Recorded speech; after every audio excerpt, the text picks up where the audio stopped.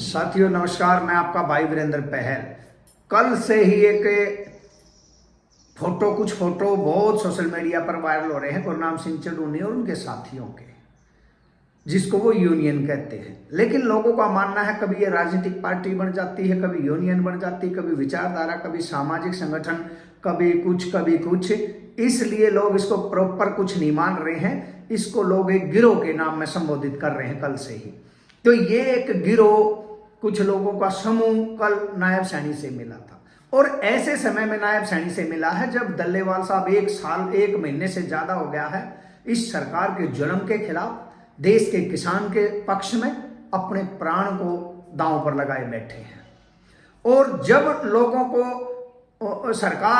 जिस सरकार ने हमारे किसान साथियों को, इसी बीजेपी सरकार और इसी आंदोलन में इसके निर्देश पर पुलिस ने सीधा हमारे किसान साथियों को गोली का निशाना बनाया था, जिसकी चढ़ूनी ने भी कहीं ना कहीं वो हमारा एक साथी था, उसके शहादत पर उसके घर गए थे, श्रद्धांजलि दी थी। और इस संगठन ने भी कहीं ना कहीं ये मानना था कि सरकार ने, और जब खापों ने,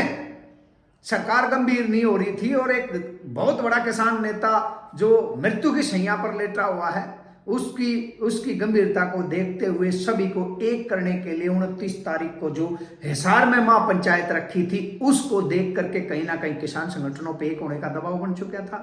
और आम प्रदेश और देश के किसानों का मन बन चुका था, बाहर निकलने के लिए तैयार थे और पूरी तरह पूरा दबाव सरकार के ऊपर था। ऐसे समय में गुरनाम चढ़ूनी,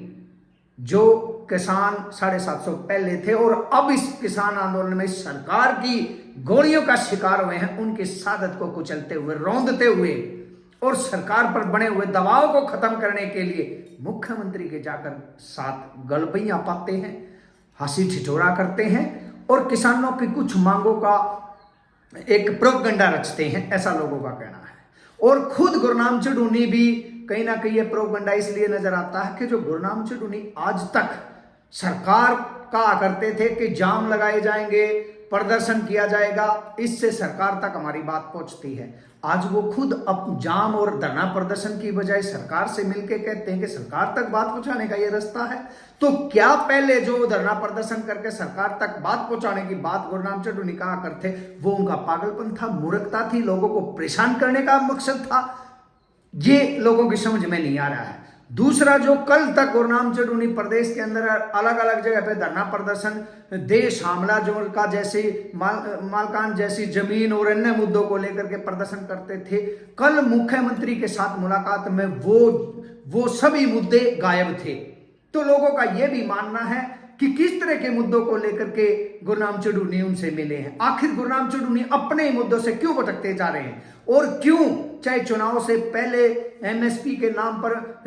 मुख्यमंत्री की तारीफ करने की बात हो या अब उनकी तारीफ करने की बात हो, क्यों आए दिन सरकार की प्रशंसा करने के बहाने गुरनाम सिंह चढ़ूनी और उनका गिरोह ढूंढ रहा है। ये बहुत सारी बातें किसानों के अंदर हैं और किसान चाहते थे कि गुरनाम चढ़ूनी और अन्य संगठन एक होकर के इस लड़ाई में सम्मिलित हों, लेकिन जो सरकार के ऊपर खापों के द्वारा बढ़ाया गया दबाव था, उसको पूरी तरह से गुरनाम चढ़ूनी और मुख्यमंत्री की मुलाकात से खत्म करने का प्रयास करा गया है। और लोगों का तो यहां तक भी कहना है कि गुरनाम सिंह चढ़ूनी की जो यूनियन का नाम है वो सरकारी यूनियन बन चुकी है और सरकार की प्रशंसा करना इसका काम रह चुका है। और उसने कहीं ना कहीं जो किसान आंदोलन के नाम पर कुर्बानियां हुई हैं, उन कुर्बानियों को कुचलने का और रौंदने का काम गुरनाम चढ़ूनी और उसके संगठन ने करा है। आप लोगों की इसके बारे में क्या राय है, आप लोगों के क्या कहना चाहते हैं, आप सब अपना कमेंट जरूर रखें। और हमारी आपसे अपील है कि एक देश का बहुत बड़ा ईमानदार नेता जो सरकार के सामने झुकने की बजाय अपने किसानों के साथ लड़ाई लड़ते हुए अपने प्राणों को त्यागने की कसम खा चुका है, उसका सहयोग दें, साथ करें और ऐसे लोगों से बच के रहें जो आए दिन मेंढक की तरह अपने रंग बदलते हैं, और उनको पहचाने, उनको खदेड़ने का काम करें। अपनी राय